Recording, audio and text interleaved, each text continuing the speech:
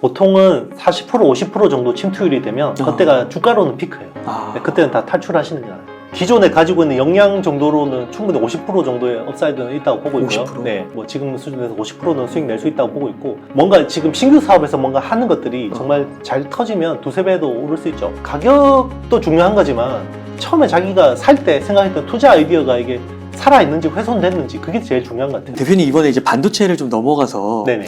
그 혹시 로봇 섹터도 네네. 관심을 많이 두고 계신 건가요? 그렇죠. 지금 뭐 워낙 핫하니까 올 초에 정말 약간 생각지 않았던 약간 트렌드들 중에 하나가 이제 로봇이었고요. 그런데 이제 레인보우 로보틱스라는 회사에 삼성전자가 한 600억 정도를 투자하면서 날아가고 있던 네. 계속 그게 사실 레인보우 로보틱스는요. 이게 주식 시장 측면에서도 굉장히 좀 어떻게 보면 주목할 만한 회사예요. 왜냐면 예전에 삼성전자가 지분 투자한다 그러면 이미 다 시장에 소문이 나서 선침해가 돼서 뉴스가 나오면 주가가 확 빠지거든요. 아, 그래요? 보통 그렇잖아요. 보통 이제 어디 삼성이 투자한다라는 소문이 다 나서 이미 다 선반영돼서 새로운 뉴스라고 해서 그게 우리나라 시장의 전형적인 트렌드인데, 패턴인데, 여기는 그날부터 오르기 시작했어요. 네. 그러니까 선침해가 없었다는 거죠. 그만큼 이제 와 우리나라 시장도 좀 이제 선진화되는구나 라는 측면이 있고, 그 덕분에 레인보우 로보틱스가 계속 잘 가니까 이제 로봇 섹터가 같이 끌고 올라가는 부분이 있죠. 근데 이제 뭐 이거는 철저하게 모멘텀으로 봐야 돼요. 이게 밸류에이션으로 보면 뭐 레인보우 로보틱스가 연간으로 이익 내는 게 뭐 10억, 작년 10억, 올해 한 15억 정도 버는 회사인데 지금 시총 조 단위가 넘어갔기 때문에 와, 네, 지금은 100배가 넘는 거네요. 네네, 투자하는 거는 좀 조심해서 하시되 본인이 뭐 그냥 잘 이렇게 치고 빠질 수 있다 그러면 뭐 충분히 투자할 만하고요. 오히려 이제 로봇 산업 섹터가 살아있다 그러면 거기서 좀 이제 밸류에이션 매력도가 있는 회사들이 좀 있어요. 예를 들면 제우스라는 회사가 있는데, 제우스. 네, 제우스는 이제 반도체 세정 장비 회사예요. 이제 반도체 전 공정에 이제 세정 장비를 납품하는 회사인데, 여기가 한 20% 정도 매출이 로봇 쪽에서 나와요. 네. 협동 로봇, 뭐 무인 커피숍이나 뭐 이런 식품 공장에 쓰는 로봇팔들 있죠. 제로하고 스카라라는 로봇 하는데, 거기는 이익도 좋은데 주가가 시총이 2천억대 초반 수준에 불과하기 때문에 메리트가 있고요. 그리고 이제 그러니까 로봇의 원가 치면 이 관절이 원가의 20-30% 수준이에요. 그 감속기라고 그러거든요. 모터. 그거는 이제 사실 지금은 일본 회사가 다 장악하고 있어요. 뭐 일본의 하모닉 드라이버 시스템즈라든지 뭐 니덱이라는 회사들, 이런 회사들이 많이 하고 있는데, 여기 또 국산화가 되겠죠. 산업이 뜨면. 그러면 SPG라는 국내회사, SPG. 네, 그 감속기 회사가 뭐 지금은 이제 가전용 모터를 주력을 하는데, 최근에 이제 로봇 쪽 모터 매출이 올라오고 있거든요. 그래서 거기 두 개 회사는 뭐 밸류에이션으로 봤을 때 크게 부담스럽지 않다 이렇게 보고 있습니다. 아, 그래서 로봇 섹터에서 숨겨졌던 핵심 네네. 성장주로 네네, 맞습니다. 제우스와 SPG. 네. 이 로봇 섹터의 그 미래를 어떻게 좀 보시는 거예요? 왜 로봇 섹터가 앞으로 전망이 좋을까? 네네. 거기에 대한 뭐 아이디어 같은 게 있으신가요? 일단 이제 뭐 역사적으로 봤을 때는 역병이라는 게 글로벌 막 역병이 크게 일어났던 게 뭐 유럽의 흑사병이죠. 네, 이제 흑사병이 일면서 중세 어떤 경제 구조가 깨졌죠. 귀족이 있고 농노들이 있었잖아요. 근데 농노들은 그냥 뭐 금전적인 이런 걸 주기보다는 그냥 자기 장원에 있는, 그러니까 그냥 뭐 먹을 거 좀 주고 막 이렇게 일을 시켰잖아요. 근데 흑사병으로 유럽 인구의 뭐 3분의 1이 죽어버리니까 이제 노동력이 귀해지죠. 그러니까 이제는 돈을 안 주면 일을 못 시키는, 그러면서 자본주의가 발달을 한 거거든요. 그리고 이제 제일 가까운 거는 한 100년 전에 스페인 독감. 그때는 뭐 1차 세계대전하고 맞물렸는데, 그때도 뭐 전쟁보다 스페인 독감으로 사람이 더 많이 죽었잖아요. 그러니까 유럽 인구의 그때도 한 20% 정도 죽었다 그러고, 실제로 그때는 우리나라 일제강점기였는데 우리나라도 많이 죽은 것 같아요. 그런데 스페인 독감 때문에 죽은지 몰랐던 거죠. 뭐 그러면서 이게 또 포디즘이라는 해서 이제 컨베이어 벨트. 그러면서 자동화. 왜냐하면 기업이 사람의 몸값이 귀해지면 인건비 계속 올려줘야 되는데 기업이 그렇게 하면 생존할 수가 없잖아요. 그러니까 이제 포디즘이라고 해서 이제 자동화가 이제 된 거고, 지금은 코로나19로 인해서 또 사람들이 뭐 재난지원금도 많고, 그리고 뭐 일을 하려는 의지도 없고, 그리고 베이비 부모들이 은퇴하고 하다 보니까 임금이 계속 오르고 있잖아요. 그러니까 이거를 기업들이 감당하려면 어떻게 돼요? 결국 로봇 자동화할 수밖에 없는 거고. 인건비 측면에서. 그리고 이제 글로벌리 봤을 때 중국이 세계 공장이잖아요. 네. 작년에 중국 인구가 처음으로 감소했어요. 오. 85만 명이. 그러니까 이제는 태어나는 아기들보다 사망하는 사람들이 더 많은 거예요. 그게 아마 중국 문화대혁명 이후로 처음이라고 하더라고요. 인구가 감소한 게. 그래서 인도하고 뒤집어졌거든요. 아, 인도가 1위에요? 네, 이제 인도가 세계 인구가 그렇구나. 1위고요. 85만 명이면 와. 거의 뭐 웬만한 우리나라 광역시 하나가 없어진 거잖아요. 근데 앞으로 이게 점점 더 가속화된다는 게 문제죠.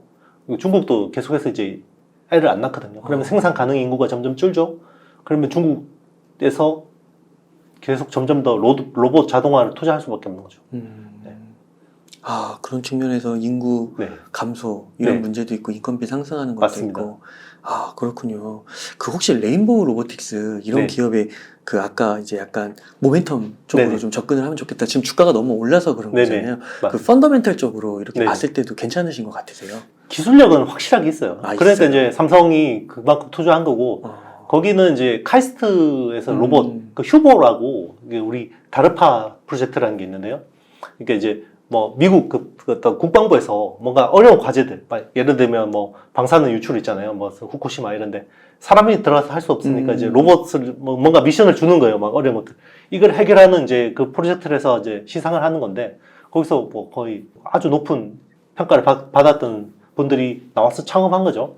카이스트 이제 휴보 개발팀이 나와서 창업한 거고. 뭐 그래서 뭐 어떤 이족 보행이나 사족 보행, 그러니까 개로봇 있잖아요. 뭐 보스턴 다이내믹스 같은 그런 거 이제 개로봇 같은 것도 개발하고 사람처럼 생긴 이족 보행도 개발하고 이런 건데 중요한 거는 협동 로봇. 그러니까 그 협동 로봇 쪽에 기술들, 원천 기술을 되게 많이 가지고 있어요. 그래서 감속기 빼고 대부분 기술을 내재화하고 있거든요. 레인보우 로보틱스 같은 경우는. 그래서 이제 삼성이 자체 개발보다는 외부 기술에 뭔가 뭐 어떤 유입으로 생각하고 좀 투자를 한 것 같고, 약간 그런 컨셉하고 비슷한 회사는 또 로보티즈라는 회사도 있는데, 거기도 기술력이 뛰어난데 회사는 굉장히 밸류가 비쌉니다. 그런 것들 감안하고 보면 괜찮죠. 네. 그러니까 그 현대차의 보스턴 다이내믹스 같은 거 네네. 있잖아요. 그런 거랑은 좀 차이가 어떻게 되는, 비슷비슷하다고 봐야 되는 거예요? 비슷비슷하죠. 이제 거기서 이제 어떤 수준의 기술을 가지고 있냐. 그러니까 로봇도 자율주행차하고 똑같아요. 인지라는 부분이 있고 판단이라는 부분이 있고 제어라는 부분이 있잖아요. 그럼 인지는 대부분의 센서들이에요. 카메라나 레이더나 라이다나. 이거는 뭐 로봇도 그렇고 자율주행차도 그렇고 이제 공통적으로 어느 정도 쓸 수 있는 부분이고, 물론 이제 최적화라는 부분은 좀 다르지만 판단이라는 부분이 결국 AI잖아요. 그럼 주변에 있는 데이터들을 인지를 해서 요거를 클라우드로 쌓아줘서 클라우드에서 굉장히 데이터 마이닝을 해서 정제를 해서 이걸 가지고 다시 피드백을 해줘서 판단을 하게 하고 그 제어를 하는 거잖아요. 제어는 액추에이터, 모터를 통해서 하는 거죠. 그리고 이제 뭐 판단이라는 부분은 AI가 하는 거죠. 그리고 이제 그 클라우드에서 보통 AI가 판단을 해서 이거를 이제 피드백을 해줘서 이제 하는 건데, 그래서 이제 보통 클라우드봇, 그러니까 뇌가 없는 어떤 클라우드 로봇 같은 경우 많은데, 테슬라의 그 옵티머스라는 로봇 있잖아요. 휴머노이드 로봇 같은 경우는 AI 칩이 직접 있어요. 그러니까 그 AI 칩이 내장되어 있으면 로봇이 뭐가 좋냐면 지연이 없어요. 그러니까 뭔가 우리 CD나 뭐 이게 빅스비 같은 거 부르려면 지연이 있죠. 클라우드에서 소환해야 되는 거거든요. 그래서 지연이 있는데 우리 아이언맨의 자비스처럼 부르면 바로바로 이렇게 해주려면 AI 칩이 이렇게 내장되어 있으면 좋거든요. 그래서 계속해서 이제 그 클라우드에서 업데이트를 해서 AI 능력을 계속해서 업데이트 해주는 거죠. 이제 그런 식으로 해서 이제 모터에다가 제어를 시키는 거죠. 그래서 옆으로 가, 앞으로 가, 뒤로 가, 뭐 이런 식으로 해서 가서 저 사람 도와줘, 뭐 이런 식으로 이제 명령할 수 있는 거죠. 삼성전자는 이제 그렇게까지도 미래를 보고. 지금 모든 회사들이 다 그렇게 하는 거고요. 하고. 지금 이제 그 어떤 초거대 AI라는 부분이 왜 핫하냐면 판단이라는 부분을 굉장히 고도화할 수 있거든요. 그걸 통해서. 사람의 언어를 통해서, 텍스트를 통해서 굉장히 그 AI를 고도화할 수 있기 때문에 그게 핵심인 거고요. 사실 뭐 저는 뭐 일론 머스크가 그 트위터 인수한 것도 결국 그 어떤 언어, 텍스트에 대한 빅데이터를 가져오기 위해서 인수한 측면이 크다고 보고 있거든요. 네. 아, 그러시군요. 네네. 삼성전자가 아까 엠코 테크놀로지는 인수하려고 하는 거잖아요. 네네. 통째로 그냥 회사를 네네. 살려고 하는 거고. 이거는 지금 2대 주주로 올라선 알고 그렇죠. 있는데 네네. 이게 뭐 차이가 있는 건가요? 이게 뭐 어떤 뭐 산업 초창기라서 뭐 그런 건가? 이렇게 좀 방식에 있어서 이런 차이를 보이는 데서 좀 혹시 생각하시는 그런 차이점이 있는지? 너무 작은 회사를 인수하게 되면요, 이 지배 구조가 복잡해져요. 삼성 같은 경우는. 그래요. 네. 그래서 일대 주주가 되면 좀 곤란해지는 측면이 있고요. 아마 엠코도 어떤 기술적으로 뭐 삼성전자에 뭐 이렇게 그 하만처럼 이렇게 해버릴지 아니면 뭐 다른 계열사를 통해서 할지는 모르겠어요. 정확하게는. 근데 약간 항상 지배 구조 그게 몇 개 있잖아요. 네. 그 언젠가 정리를 해야 되기 때문에 네. 뭐 작은 회사들 계속 끼워 넣으면 이게 나중에 더 복잡해지죠. 그래서 그렇구나. 네. 네네. 네.